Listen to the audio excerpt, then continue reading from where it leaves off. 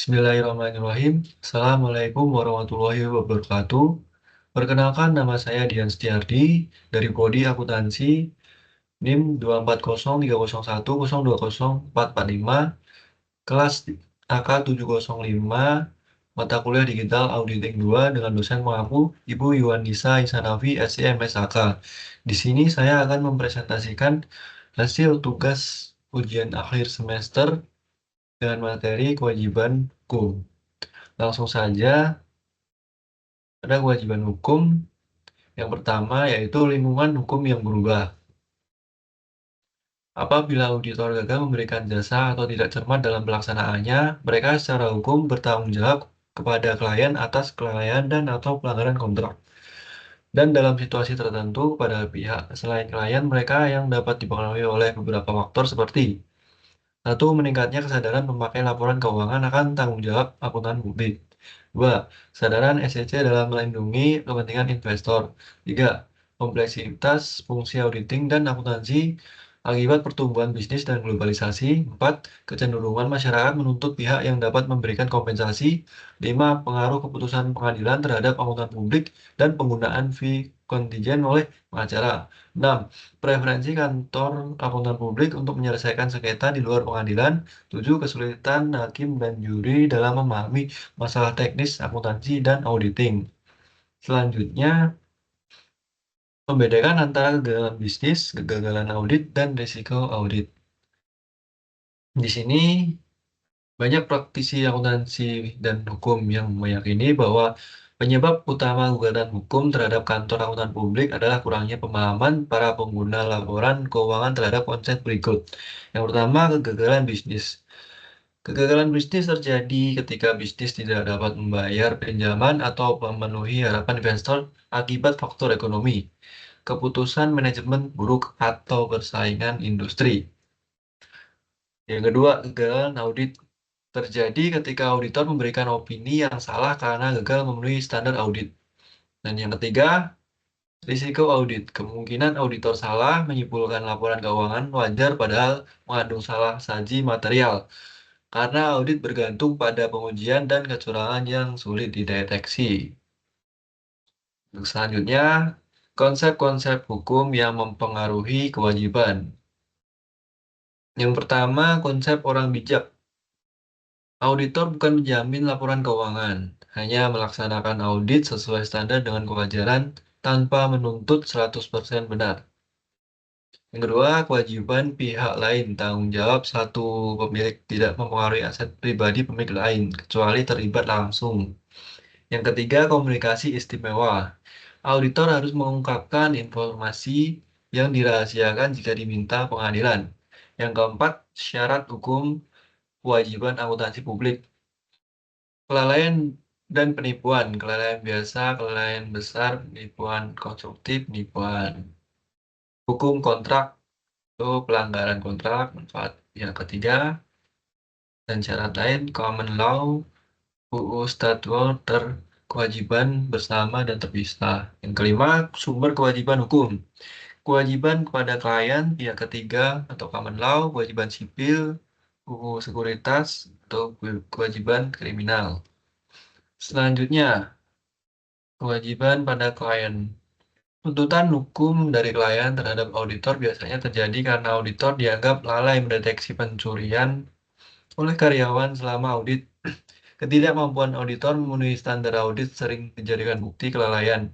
Dalam menghadapi tuntutan ini, kantor akuntan publik biasanya menggunakan satu atau kombinasi dari 4 jenis pembelaan. Yang pertama, tidak ada tugas yang harus dilaksanakan. Kantor akuntan publik mengklaim tidak ada kontrak tersirat atau jelas. Dua, pelaksanaan kerja tanpa kelalaian. Audit dilakukan sesuai standar, auditor tidak bertanggung jawab atas salah saji yang tidak terungkap jika audit sudah tepat. Yang ketiga, klien kontribusi.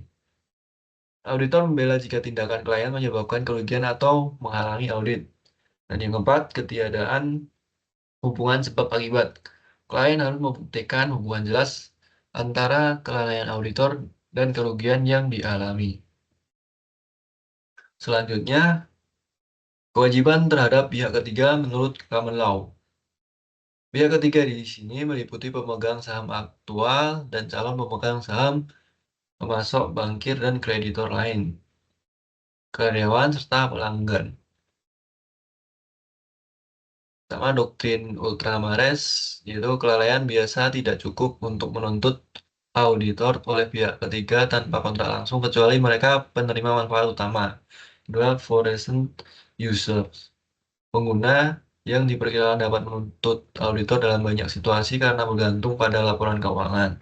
Yang ketiga, pembelaan auditor. Auditor dapat membela diri dengan argumen tidak ada kewajiban kerja tanpa kelalaian atau ketiadaan hubungan sebab akibat. Selanjutnya, kewajiban sipil menurut Undang-Undang Sekuritas Federal. Yang pertama, Securities Act 1933, pembeli awal sekuritas dapat menuntut auditor perusahaan wajib melampirkan informasi tertentu dalam laporan pendaftaran. Yang kedua, Exchange Act 1934, perusahaan publik wajib menyerahkan laporan keuangan yang diaudit dalam laporan tahunan Form 10K. Yang ketiga, Peraturan 10B5 melarang aktivitas penipuan dalam pembelian atau penjualan sekuritas pembelaan.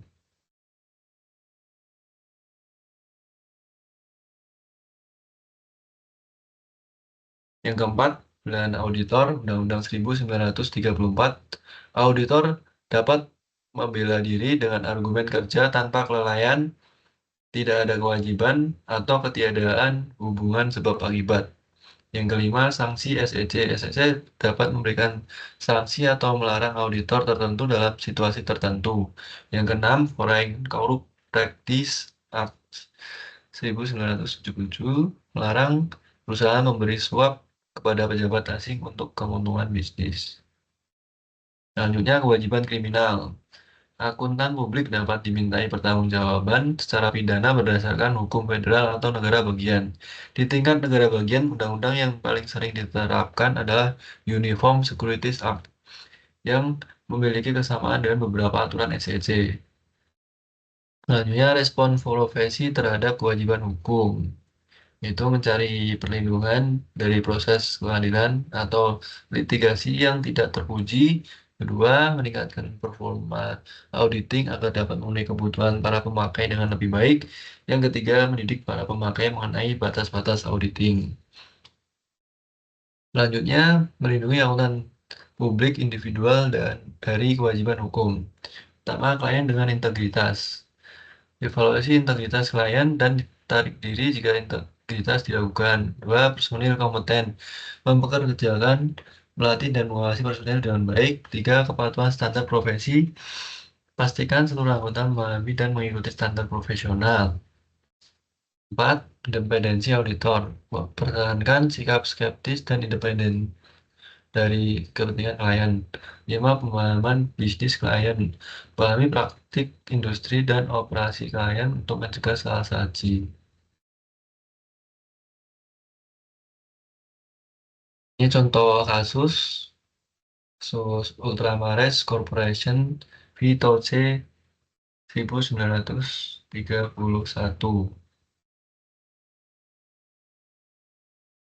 Kasus ini adalah salah satu kasus penting yang membahas sejauh mana tanggung jawab seorang akuntan terhadap pihak ketiga yang dirugikan karena laporan audit yang keliru.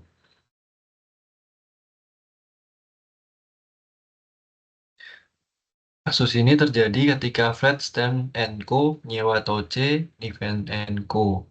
untuk mengaudit laporan keuangan yang ternyata tidak akurat karena manipulasi pembukuan. Ultramax Corporation yang memberikan pinjaman berdasarkan laporan tersebut mengalami kerugian besar setelah Fred Stein Co. bangkrut. Pengadilan memutuskan bahwa Toce, Niven Co. tidak bertanggung jawab pada Ultramax karena tidak ada hubungan kontrak langsung, kecuali jika ada bukti penipuan yang tidak ditemukan dalam kasus ini. Putusan pengadilannya, yang pertama, tidak bertanggung jawab kepada pihak ketiga. Akuntan hanya bertanggung jawab pada klien. Klien di sini Fred Stein Co. bukan pakai pihak ketiga seperti ultramares. Yang kedua, kecuali ada penipuan. Akuntan hanya dapat dituntut jika terbukti sengaja menipu bukan untuk kelalaian biasa. Dampak kasusnya yang pertama membatasi tanggung jawab akuntan hanya kepada klien atau pihak dengan hubungan kontrak langsung. Yang kedua, pihak ketiga tidak dapat menuntut akuntan atas kelalaian biasa kecuali ada bukti penipuan. Mendorong peningkatan standar akuntansi untuk memastikan laporan lebih akurat. Ini untuk daftar pustakanya. Dan ya, sekian, terima kasih. Sekian dan terima kasih. Assalamualaikum warahmatullahi wabarakatuh.